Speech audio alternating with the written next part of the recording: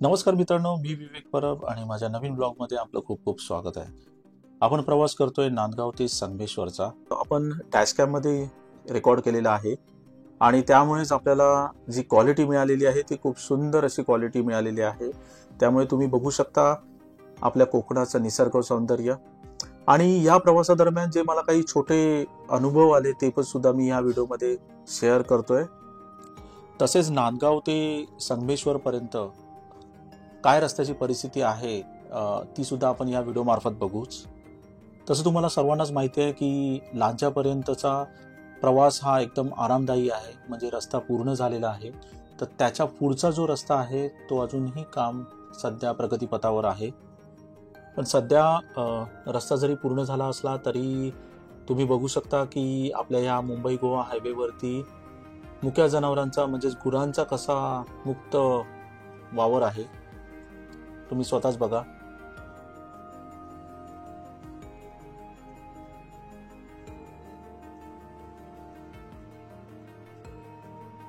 त्यामुळे हायवेवरती आपल्याला सतर्क राहावं लागणार आहे.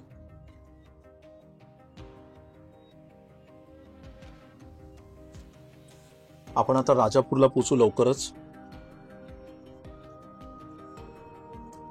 तुम्ही बघू शकता निसर्गाने नटलेलं आपलं हे कोकण, भरपूर झाडं आणि शुद्ध हवा, आणि त्यामुळेच ही शुद्ध हवा आपल्याला मिळत असते कोकणामध्ये.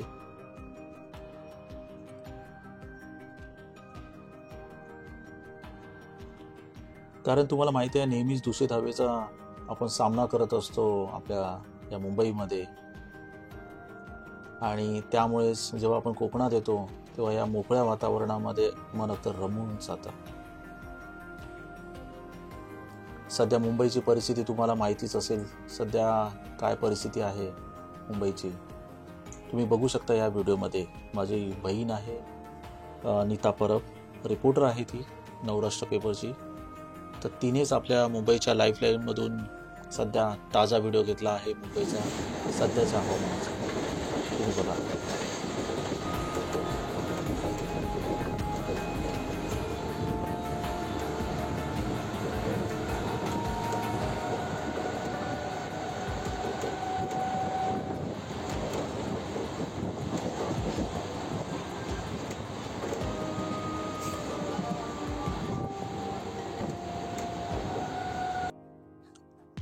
बघितलं तुम्ही कसंही सध्या भयानक परिस्थिती आहे मुंबईच्या वातावरणाची, आणि यामुळेच सध्या मुंबईमध्ये साथीचे आजार म्हणजे सर्दी खोकला वगैरे खूप प्रमाणात वाढलेला आहे.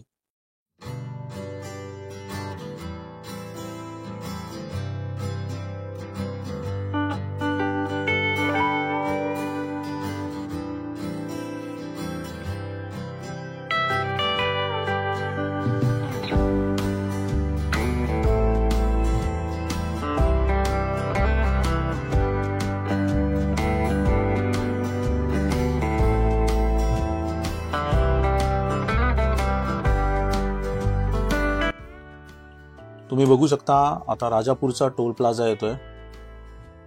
टोल काही अजून सुरू नाही आहे, कारण मला वाटतं जेव्हा पूर्ण महामार्ग हा तयार होईल मुंबई गोवा हायवे तेव्हाच हे सर्व टोल चालू होतील.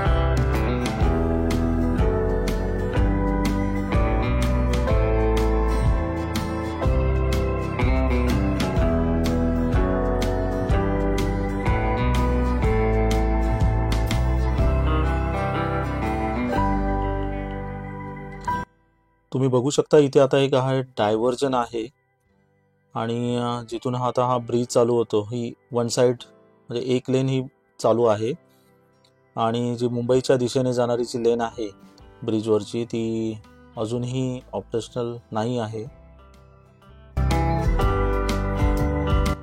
तुम्ही आता बघू शकता की हा जो शार्प टर्न आहे जो ब्लाइंड स्पॉट होता फर्स्ट लेन मधला त्या शार्प टर्न वरतीच एक गाय उभी होती आणि आमच्या गाडीचा स्पीड तेवढा जास्त नसल्यामुळे एक अपघात टळला गेला. म्हणून मुंबई गोवा हायवेवरती हा जो गुरांचा वावर आहे तो सर्रास दिसतो. मुक्तपणे वावर आहे गुरांचा आणि त्याच्यामुळेच अपघात होण्याची शक्यता खूप आहे. त्यामुळे आपण सर्वांनी सावध राहणं खूप गरजेचं आहे.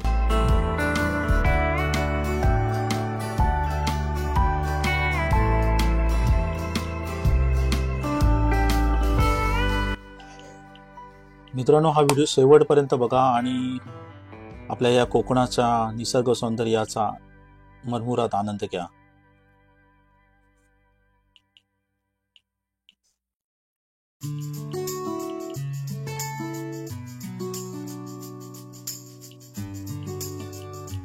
तुम्ही बघू शकता खूप सुंदर असा हा रोड आहे. आता लवकरच लांजा येईल.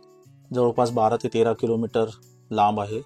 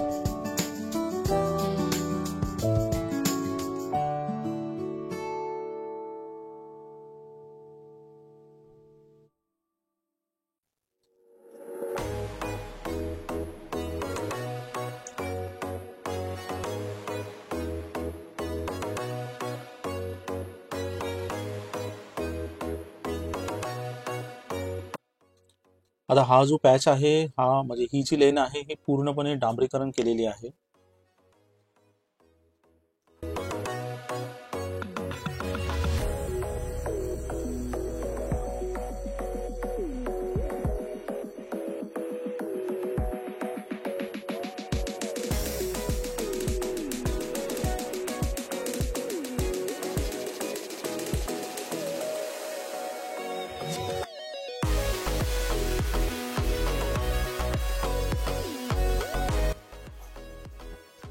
आपण आता लांजाच्या जवळ पोहोचतोय. तुम्ही बघू शकता हा पहिला आपल्याला जो डायव्हर्जन आहे आणि जी मुंबईच्या दिशेने जाण्याची लेन आहे त्याचं काम अजून चालू आहे. त्यामुळे ही एक लेनच चालू आहे येण्या जाण्यासाठी.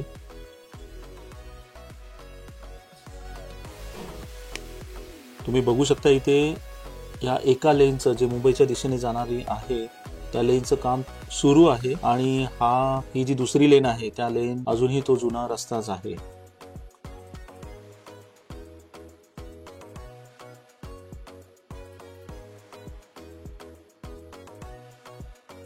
आपण आता लांजा बाजारपेठेत येऊ आणि लांजा बाजारपेठेमध्ये ब्रिजचं काम अजून बरंच काम बाकी आहे. आत्ताचे पिलर कुठे उभे राहत आहेत.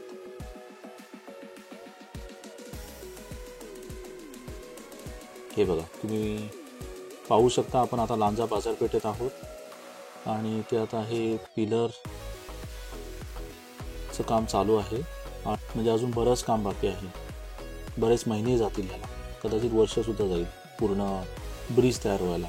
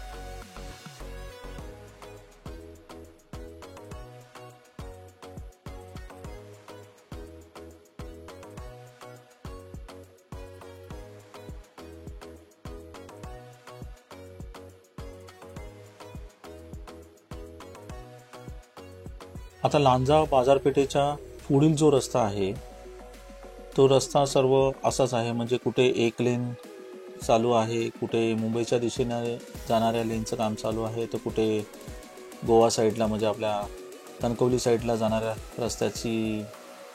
रस्त्याचं काम चालू आहे. आणि कुठे मध्येच पॅच असे सुद्धा आहेत की जिथे दोन्ही लेन या ऑपरेशनल आहेत. तुम्ही बघू शकता आता ही जी मुंबईच्या दिशेने जाणारी लेन आहे ती लेन कंप्लीट आहे.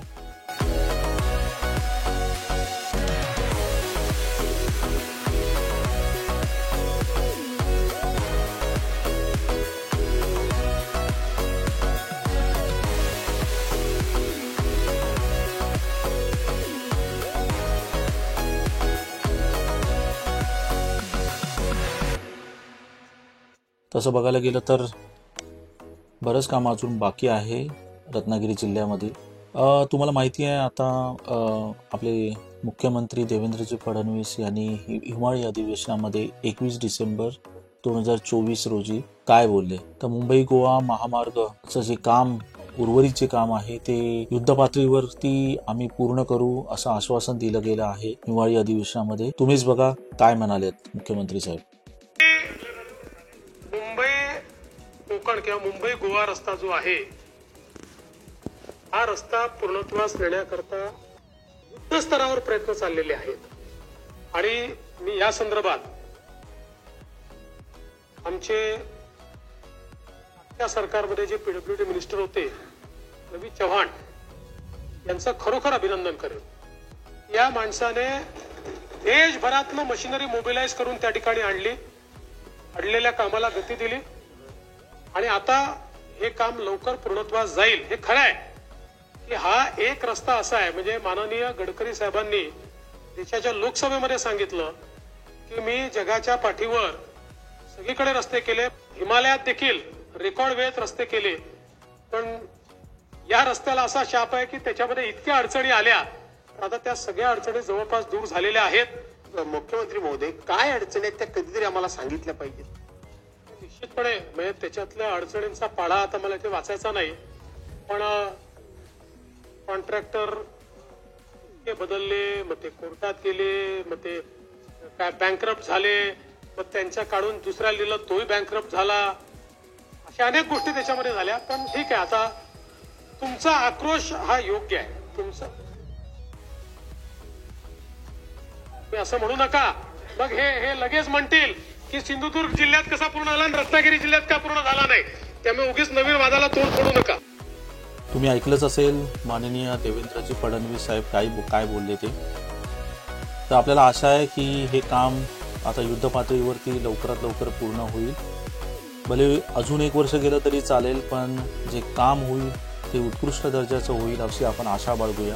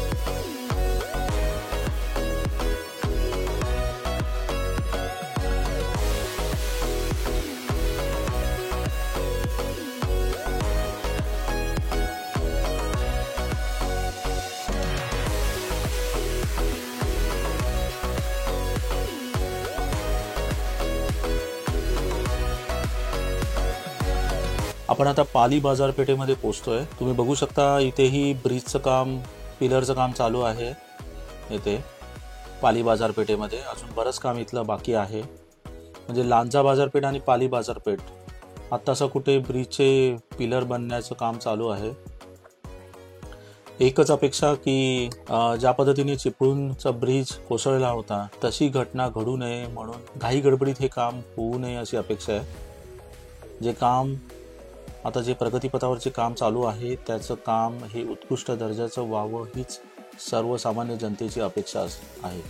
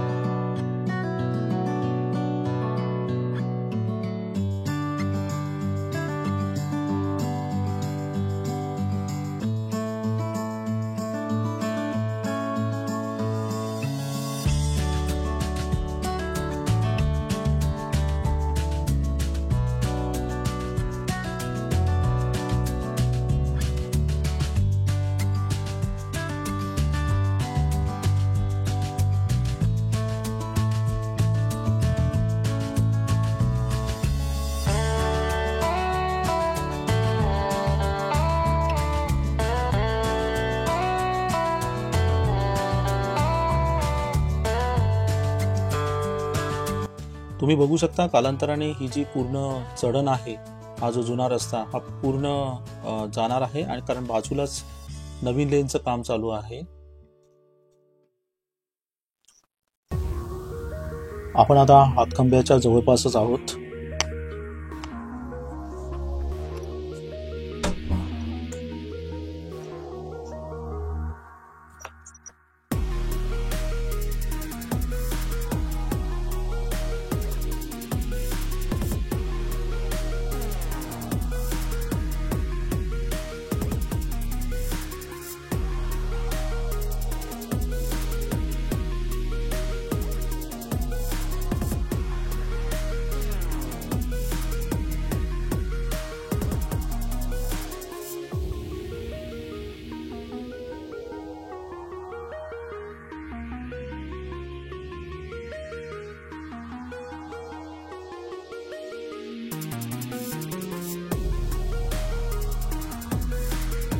आपण आता हातकंपा रोडला आहोत.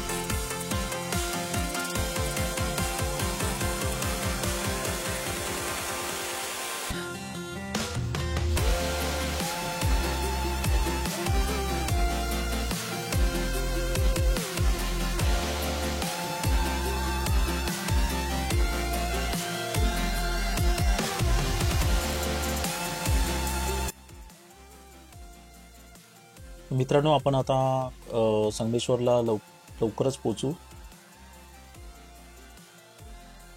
तर तुम्हाला हा व्हिडिओ कसा वाटला हे नक्की कमेंट करून सांगा. व्हिडिओ आवडला असेल तर नक्की लाईक करा. तुम्ही जर चॅनलवरती नवीन असाल तर सबस्क्राईब जरूर करा. आणि हा प्रवास जो नांदगाव ते संगमेश्वरचा तुम्हाला कसा वाटला हे नक्की तुम्ही कमेंट करून सांगा. आपण लवकरच भेटू नवीन प्रवासाच्या व्हिडिओमध्ये. आपण आता आहोत गडगडी नदीच्या ब्रिजवरती.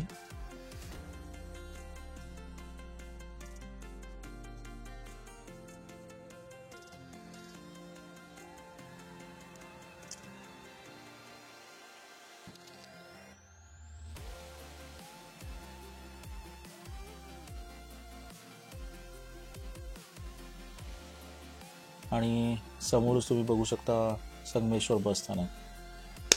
तर चला मित्रांनो, पुन्हा भेटूया नवीन व्हिडिओमध्ये. धन्यवाद.